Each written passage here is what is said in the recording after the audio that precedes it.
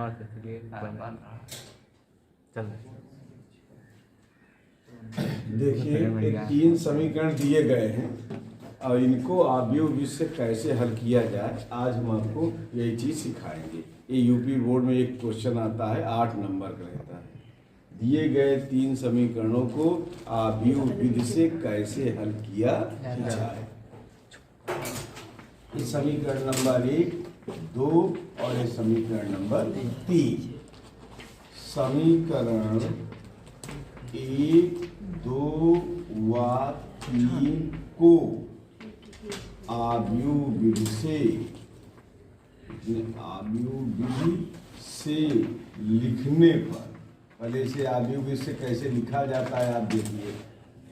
1 -1 2, 3 4 -5, 2 -1 -1 और 3। आव्यूह ऐसे बड़ा ब्रैकेट लगा देते हैं। x y z this is equal to 7 -5 और 12। इस तरह से लिख ले, इसे कहते हैं आव्यूह विधि से लिखना। फिर x y z बराबर, ये उधर जाएगा तो अपान हो जाएगा बटे में। अब बटे को उधर हम क्या लिख सकते हैं, इनवर्स। चाहे बटे में कोई चीज़ लिखे चाहे इनवर्स लिख दें। अभी आपको और हम क्लियर करेंगे, इसे उधर कर देंगे तो इनवर्स हो जाता है। अब पहले से है 7 -5 12, इसे आप समीकरण नंबर 4 डाल दें। इसको अलग से मान लें a बराबर मान लें 1 -1 2 3 4 -5 2 -1 3। इस तरह से लिख लें। माडे निकाल लें।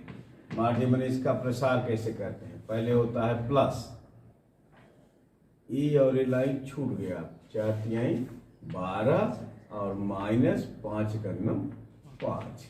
प्लस के बाद अगला माइनस लिखते हैं। अब माइनस है तो प्लस हो जाएगा। ये लाइन छूट जाएगी और ये छूट जाएगा।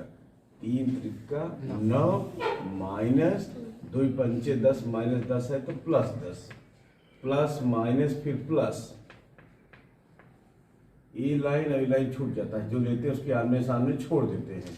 3 करनम 3 यानी -3 और -8, कुल मिला के हुआ है 7 10 9 19 और 8 3 11 दूनी -22 19 7 26 26 से 22 गए 4। ये बराबर नहीं, 0 है, 0 बराबर नहीं है, इसलिए ए इनवर्स विद्यमान है, एग्जिस्ट कर रहा है। ए इनवर्स विद्यमान है। जिसमें ए इनवर्स विद्यमान रहता है वही समीकरण हल किया जा सकता है, अदरवाइज हल नहीं किया जा सकता।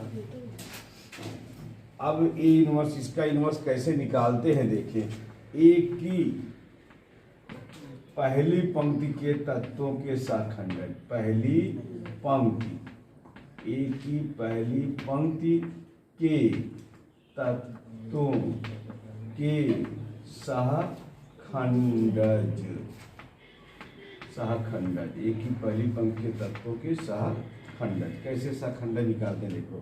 प्लस होता है, फिर माइनस होता है, फिर प्लस होता है। ये पहली पंक्ति है, पहला पंक्ति यही लिखते हैं 7 19 और -11, कुल मिला के 7 -19 और -11। पहली पंक्ति का हो गया। ए की दूसरी पंक्ति के तत्वों के साखंडन, पूरा वही भाषा, दूसरी पंक्ति के तत्वों के साखंडन। प्लस के बाद इधर दूसरी चलेंगे तो क्या आएगा, माइनस, तो माइनस फिर अगला प्लस फिर माइनस, एक पा जाए उसी फिर क्रमागत लिखते चले जाए।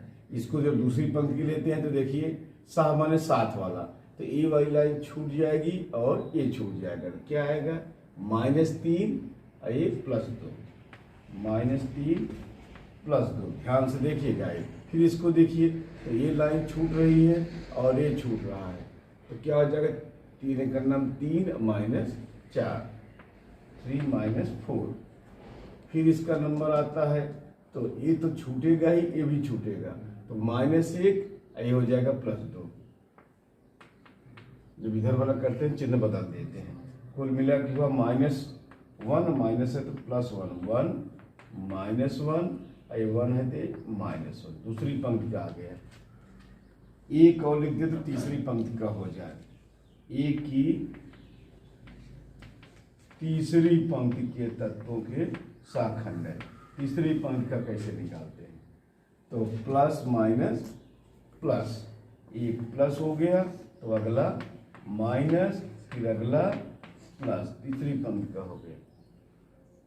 तीसरी की देखिए कैसे करते हैं। ए लाइन ले रहे हैं तो ये छूट गया और ये छूट गया, तो 5 माइनस 8, 5 में से 8 के -3। फिर ये करते हैं तो ये लाइन छूटा और ये छूटा, तो -5 और ये -6 हो जाएगा, यानी -11। फिर इसका नंबर आता है तो ये और ये छूट गया, तो 4 और ये -3 है तो +3 यानी 7। कुल मिला के आया -3 कामा क्या हो जाएगा 11 कामा 7। इस तरह से तीनों पंक्ति के शाखंडज आ गए। जब तीनों पंक्ति के शाखंडज आ जाएंगे तो हम लोग ए इनवर्स कैसे निकालते हैं इस पर फोकस करें। ए इनवर्स कैसे निकालते हैं, पहले तो एडजॉइंट निकाल लें। तब क्या निकाल लें? एडजॉइंट। एडजॉइंट निकलता कैसे? जो शाखंडज निकला है पंक्तियों में उसको स्तंभों में लिख देते हैं। पहला का है ना 7 माइनस 19, तो 7 माइनस 19 और -11। फिर दूसरा है 1 माइनस 1 माइनस 1, 1 माइनस 1 माइनस 1। और तीसरा है -3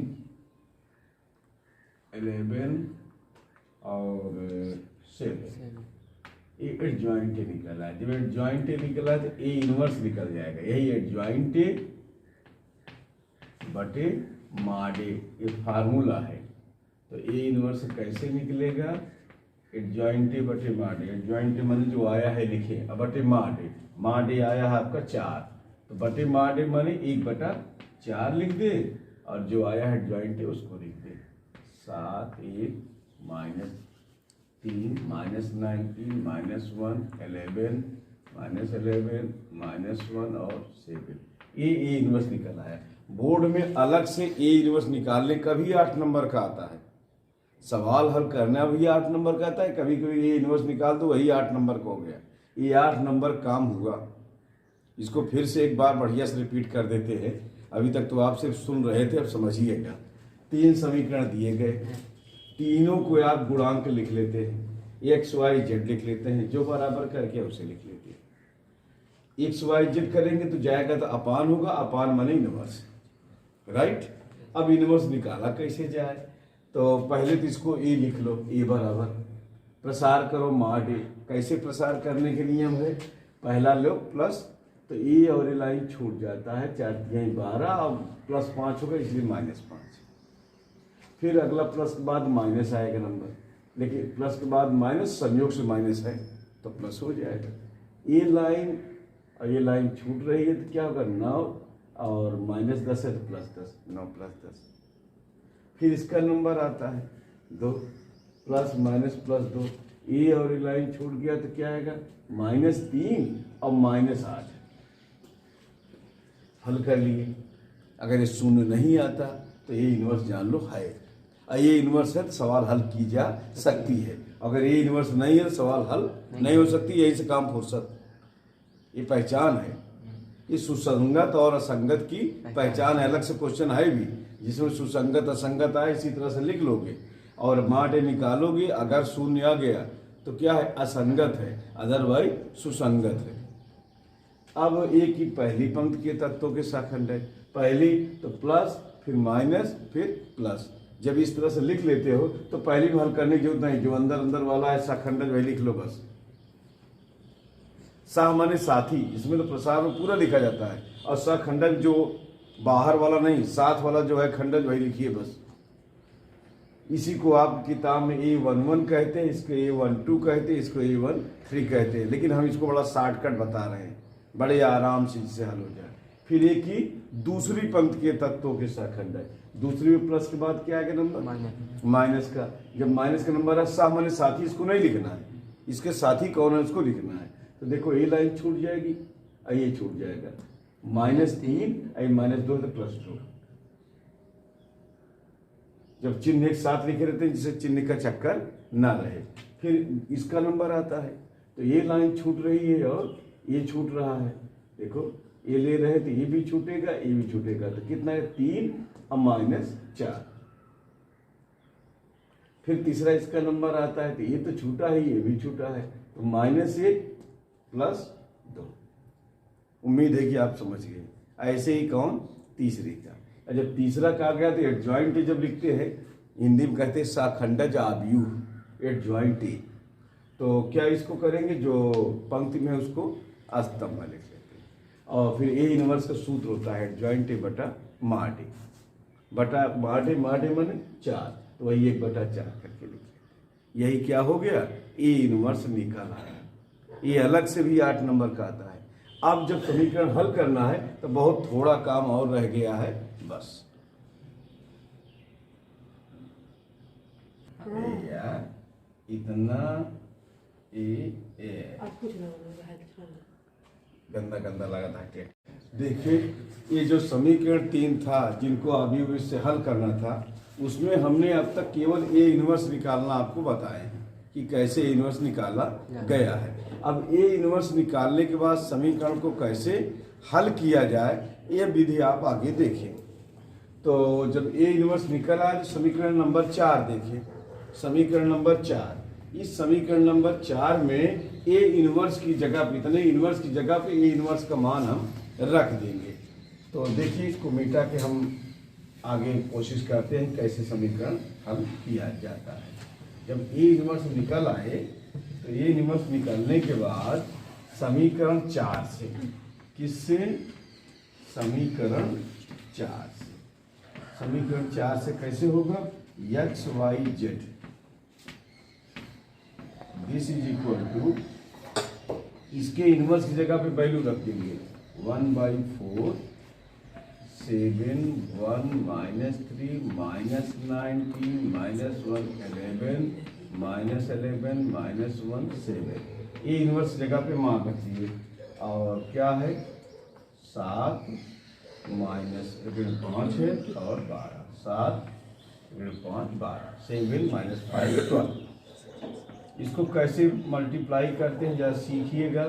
पहली पंक्ति उठाइए, पहले स्तंभ से गुणा कर दीजिए, तो 7 7 49 -5 -36। पहली पंक्ति का पहले स्तंभ से गुणा हो गया। फिर दूसरी पंक्ति उठाइए, ऐसी स्तंभ से गुणा, क्योंकि स्तंभ एक ही है। 19 7 133।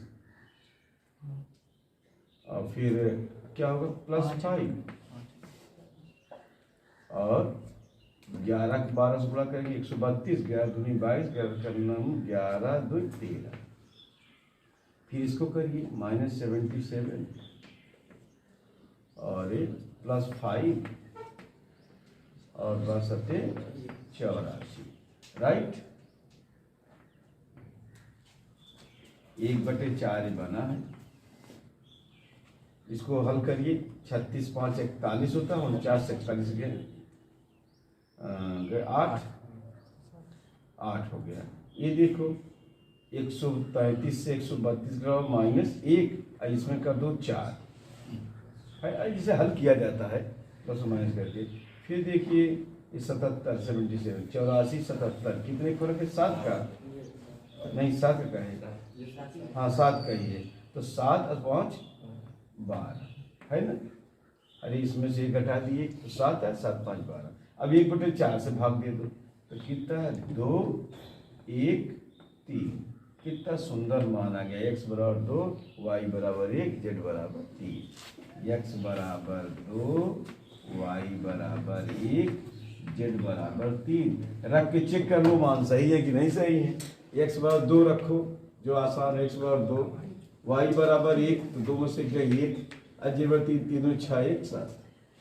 जान लो आपका मान एकदम करेक्ट हो गया। ये 8 नंबर का अलग से भी ऐसे पूछते हैं, ये इनवर्स निकालने तक भी 8 नंबर आता है, और इतना और अगर दो तो भी 8 नंबर का है, मैक्सिमम 8 नंबर का आता है क्वेश्चन। ठीक, इसको खूब समझने कायदे से देखिए। ये जो समीकरण 3 था जिनको अभी इससे हल करना था, उसमें हमने अब तक केवल ए इनवर्स निकालना आपको बताए हैं कि कैसे ए इनवर्स निकाला गया है। अब ए इनवर्स निकालने के बाद समीकरण को कैसे हल किया जाए, ये विधि आप आगे देखिए। तो जब ए इनवर्स निकल आए तो समीकरण नंबर 4 देखिए। समीकरण नंबर 4, इस समीकरण नंबर 4 में ए इनवर्स की जगह पे, इतने इनवर्स की जगह पे ए इनवर्स का मान हम रख देंगे।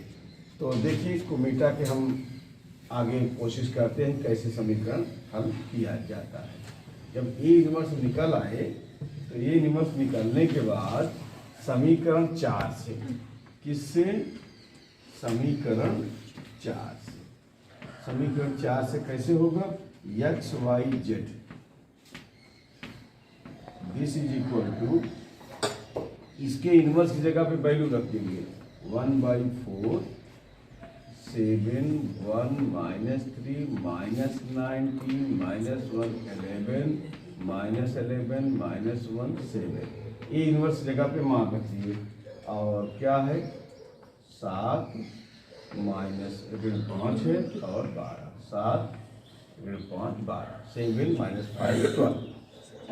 इसको कैसे मल्टीप्लाई करते हैं जरा सीखिएगा।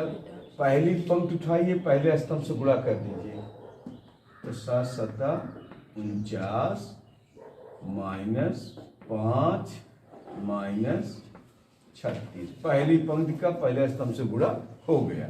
फिर दूसरी पंक्ति उठाइए, ऐसी स्तंभ से गुणा, क्योंकि स्तंभ एक ही है, 19 7 133, और फिर क्या होगा +5, और 11 के 12 से गुणा करेंगे 132, 11 दूनी 22, 11 2 13। फिर इसको करिए -77 और +5 और 84, राइट। 1/4 बना है। इसको हल करिए, 36 5 41 होता है, 49 से 41 गए 8 हो गया। ये देखो 133 से 132 -1, इसमें कर दो 4, जिसे हल किया जाता है प्लस माइनस करके। फिर देखिए 77 77 84 77, कितने फर्क है? 7 का नहीं, 7 का है, हाँ 7 का ही है, तो 7 और 5 12 है ना। अरे इसमें से एक घटा दिए तो 7 है, 7 5 12। अब 1/4 से भाग दे दो तो कितना है? 2 1 3। कितना सुंदर मान आ गया, x बराबर 2, y बराबर 1, z बराबर 3। x बराबर 2, y बराबर 1, z बराबर 3। रख के चेक कर लो मान सही है कि नहीं सही है। x बराबर 2 रखो, जो आसान है, x बराबर 2, y बराबर 1, तो 2 में से क्या 1, अजेवर 3 3 6 1 7। जान लो आपका मान एकदम करेक्ट हो गया। ये 8 नंबर का अलग से भी ऐसे पूछते हैं, ये इनवर्स निकालने तक भी 8 नंबर आता है, और इतना और अगर दो तो भी 8 नंबर का है, मैक्सिमम 8 नंबर का आता है क्वेश्चन। ठीक, इसको खूब समझने कायदे से।